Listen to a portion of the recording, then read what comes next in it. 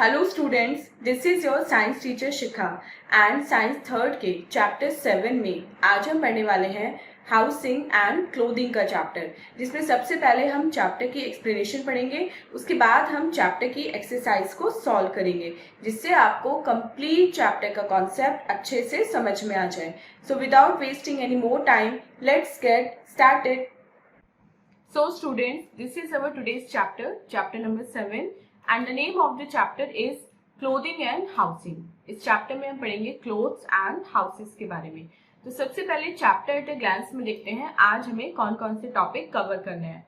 Seasonal clothes, fibres, look smart, feel good, different types of houses, a good house, a clean house and different places of the house. ये सारे topic आज हम अपने इस chapter में cover करेंगे। तो मेन चैप्टर स्टार्ट करने से पहले इंगेज सेक्शन में देखते हैं आज हमें कौन सी एक्टिविटी परफॉर्म करनी है। Match the pictures with the words. अब यहाँ पे आपको कुछ क्लोथ्स की पिक्चर्स गिवन है, आपको क्या करना है, इनकी पिक्चर को इनके नेम से मैच करना है। तो चलिए student main chapter reading start करते हैं। जैसे एक घर हमें प्रोटेक्ट करता है चेंजिंग वेदर कंडीशन से, इंसेक्ट से, ऐसे हमारे क्लोथ्स भी हमें प्रोटेक्ट करते हैं कोल्ड से, हीट से, रेन से, डस्ट से या इंसेक्ट से। तो हम डिफरेंट टाइप्स ऑफ क्लोथ्स पहनते हैं depending on the weather condition. जहाँ पे हम रहते हैं वहाँ पे मौसम कैसा रहता है, इस हिसाब से हम कपड़े पहनते हैं, या फिर हम किसी भी ओकेजन के अकॉर्डिंग भी अपनी ड्रेस को चेंज करते हैं। तो आजकल मॉडर्न टाइम्स में हम जो गारमेंट चूज करते हैं, हम जो गारमेंट पहनते हैं, वो डिफरेंट मटेरियल का बना होता है, डिफरेंट उसमें कलर्स होते हैं और अलग अलग डिजाइन होते हैं। अब जो हमारी चॉइस है क्लोथ्स की, वो डिपेंड करते हैं कि हम किस प्लेस पे रहते हैं, वहां पर क्लाइमेट और वेदर कैसा है। तो उसी के अकॉर्डिंग हम अपने कपड़े चूज करते हैं। जैसे सीजनल क्लोथ्स की अगर बात करें तो हम कॉटन क्लोथ्स पहनते हैं समर सीजन में, वो हमें कूल रखते हैं, कंफर्टेबल रखते हैं और स्वेट को एब्जॉर्ब करते हैं। विंटर सीजन में हम वुलन क्लोथ्स पहनते हैं, वो हमें वार्म रखते हैं और कोल्ड से प्रोटेक्शन देते हैं। जब रेनी सीजन होता है तो हम रेनकोट पहनते हैं। रेनकोट सिंथेटिक फाइबर का बना होता है और ये हमें गीला होने से बचाता है। Next is fibres. अब जो कोई भी क्लोथ है, कोई भी कपड़ा है, वो फाइबर्स से बना होता है। बहुत सारी फाइबर्स को एक साथ ट्विस्ट करके और उसमें उसको धागा बनाया जाता है। इस धागे से फिर हम फैब्रिक बनाते हैं। अब एक से बहुत सारे फैब्रिक अटैच होके एक पूरा लंबा क्लोथ बनता है। तो फाइबर्स जो है वो हमारे टू टाइप्स के होते हैं, natural fibres and man made fibre. Natural fibres जो होते हैं वो प्लांट्स या एनिमल्स से मिलते हैं। प्लांट से मिलने वाले हैं कॉटन, जूट, फ्लेक्स। ये सब हमें कॉटन, जूट और फ्लेक्स प्लांट से मिलते हैं। और एनिमल से मिलने वाले फाइबर है हमारे वूल एंड सिल्क, जो एनिमल की फर या उनके हेयर से मिलते हैं। कॉटन किससे मिलती है? कॉटन प्लांट से मिलती है और टेक्सटाइल मिल्स में कॉटन को स्पन किया जाता है धागा बनाने के लिए और उस धागे से क्लोथ बनाया जाता है। और कॉटन क्लोथ क्या करते हैं, हमारी बॉडी को कूल रखते हैं और स्वेट को इजिली एब्जॉर्ब कर लेते हैं। वुलन क्लोथ वुलन फाइबर के बने होते हैं और वुलन फाइबर हमें शीप, गोट या रैबिट जैसे एनिमल से मिलते हैं। इसके अलावा जो सिल्क क्लोथ्स हैं वो हमें सिल्क फाइबर से मिलते हैं और सिल्क फाइबर हमें कहाँ से मिलता है? सिल्क वॉर्म, उसके कोकून से हमें सिल्क मिलता है और सिल्क फाइबर से हम ब्यूटीफुल सिल्क साड़ी और ड्रेसेस बनाते हैं। Next is man made fibres. कुछ क्लोथ्स ऐसे हैं जो प्लांट या एनिमल फाइबर के नहीं बने होते हैं, वो ऐसे फाइबर के बने होते हैं जिन्हें आर्टिफिशियली प्रोड्यूस किया जाता है और इंडस्ट्री, फैक्ट्रीज में प्रोसेस किया जाता है। अब ये जो मैन मेड फाइबर्स होते हैं इन्हें हम सिंथेटिक फाइबर्स भी बोलते हैं और ये मैन के द्वारा बनाए जाते हैं। और ऐसे कुछ एग्जाम्पल हैं नायलॉन, रेयॉन, पॉलिस्टर और terrycot. Next is look smart, feel good.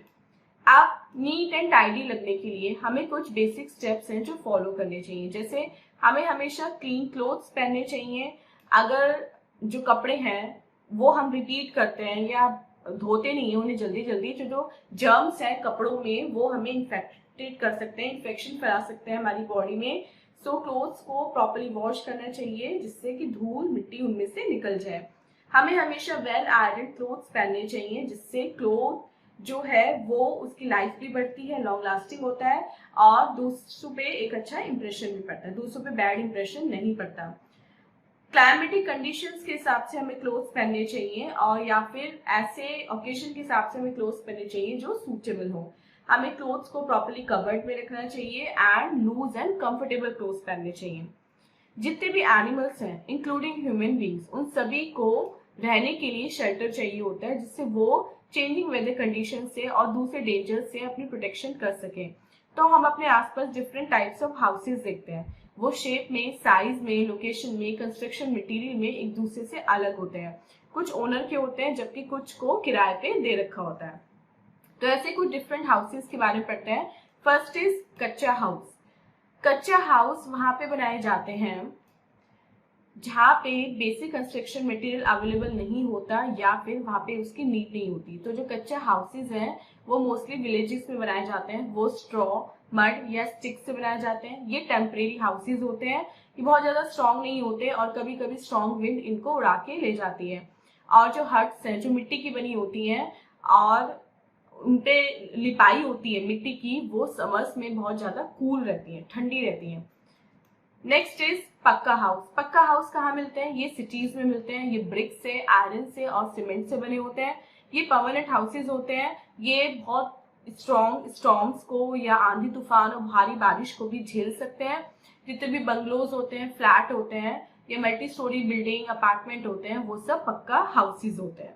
A good house. आप कुछ क्वालिटीज पढ़ते हैं अ गुड हाउस की, यानी कि एक अच्छे हाउस में क्या क्या बेसिक फीचर्स होनी चाहिए। गुड हाउस में बहुत ज्यादा फ्रेश एयर और सनलाइट आनी चाहिए। गुड हाउस में बहुत सारी डोर्स एंड विंडोज होनी चाहिए और डोर्स एंड विंडोज पे वायर नेटिंग होनी चाहिए जिससे फ्लाइज और मॉस्किटोज अंदर ना आ पाए। गुड हाउस में एक कोर्टयार्ड जिसे आंगन बोलते हैं या फिर एक वरांडा होना चाहिए जिससे फ्रेश एयर, सनलाइट और खेलने के लिए जगह मिल सके। किचन वेल वेंटिलेटेड होनी चाहिए जिससे जो गर्म हवा है गैस की वो बाहर जा सके। एंड गुड हाउस में गुड ड्रेनेज सिस्टम, नाली अच्छे से होनी चाहिए जिससे डर्टी वाटर और दूसरे waste material properly kitchen and bathroom से बाहर जा सके। घर के आसपास प्लांट्स एंड ट्रीज को ग्रो करना चाहिए जिससे सराउंडिंग क्लीन हो सके और हमें फ्रेश एयर मिल सके। बाथरूम और किचन का जो फ्लोर है वो थोड़ा स्लोपिंग होना चाहिए जिससे वाटर इजीली बह सके। एंड सम एनिमल्स, कुछ एनिमल्स ऐसे होते हैं जो हमारे घरों में बिन बुलाए आके रहने लगते हैं। वो घरों में बीमारियां फैलाते हैं और हमें बीमार करते हैं। तो हमें प्रॉपर तरीकों से ऐसे इंसेक्ट्स या ऐसे एनिमल्स से अपनी प्रोटेक्शन करनी चाहिए। नेक्स्ट पढ़ते हैं आ क्लीन हाउस। ये तो था कि एक गुड हाउस में क्या क्या होना चाहिए। अब अपने हाउस को हम क्लीन एंड नीट कैसे रख सकते हैं वो हम पढ़ते हैं। हमारे घर का जो फ्लोर है उस पर डेली झाड़ू लगनी चाहिए एंड उस पर प्रॉपर मॉपिंग यानी कि पोछा लगना चाहिए। वॉश बेसिन, बाथरूम, टॉयलेट इनको डेली क्लीन एंड वॉश करना चाहिए। फर्नीचर की डस्ट डेली झाड़नी चाहिए एंड उनको अच्छे से क्लीन करना चाहिए। डस्टबिन जहाँ भी रखे हो वो ढककर रखने चाहिए और अपने घर में सभी चीजों को हमें एक प्रॉपर तरीके से अरेंज करके रखना चाहिए। जाले जो होते हैं कॉबवेब्स, उनको रेगुलरली रिमूव करना चाहिए और जो कर्टेन्स हैं उनको भी हमें जल्दी जल्दी धोना चाहिए जिससे उनपे भी डस्ट एंड जर्म्स ना पनप सके। Next is different places of the house. अब एक हाउस में कौन कौन से प्लेसेस होते हैं? गुड हाउस में ये डिफरेंट रूम होते हैं। बेडरूम होता है, drawing room, kitchen, bathroom, toilet, dining room, study room, balcony, lawn and store room. Good house में ये सभी प्लेसेस होते हैं। सो स्टूडेंट, ये था हाउसिंग एंड क्लोथिंग का चैप्टर। अब चलते हैं अपने एक्सरसाइज टाइम की तरफ और देखते हैं एक्सरसाइज टाइम में आज हमें कौन कौन से क्वेश्चन सॉल्व करने के लिए मिले हैं। First is tick the correct option. हमें करेक्ट ऑप्शन को टिक करना है। फर्स्ट क्वेश्चन देखते हैं। A cloth is made from yarn. Second, fibers are obtained from plants and animals, natural fibers. Third, is an example of man-made fiber, nylon.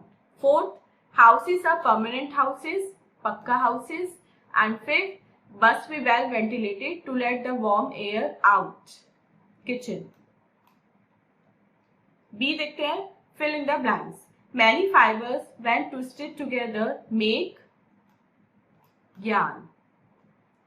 Second, natural fibers are obtained from plants and animals. Third, we wear woolen clothes when we feel cold. Fourth, a house should have many doors and windows. Fifth, we should remove cobwebs regularly. C देखते हैं, match the following columns. Cotton clothes summer season में पहनते हैं, woollen clothes winter season में, bedroom sleep के लिए use होता है, rain coat rainy season, flax plant fibre, wool animal fibre, and kitchen में हम फूड को कुक करते हैं. डी देखते हैं, राइट ट्रू और false. Rain coat protects us from cold. False. Second, one or more fabrics are stitched together to make a dress. Yes, this is true. Third, cotton is obtained from cotton plants. True. And fourth, cobwebs add to the beauty of the house. False. So students, this was the chapter. I hope आपको complete chapter with exercise अच्छे से समझ में आ गया है. And this was our today's video. मिलते हैं अपनी next video में इससे next chapter की explanation के साथ. Till then, आप अपना बहुत बहुत ध्यान रखिएगा and bye bye.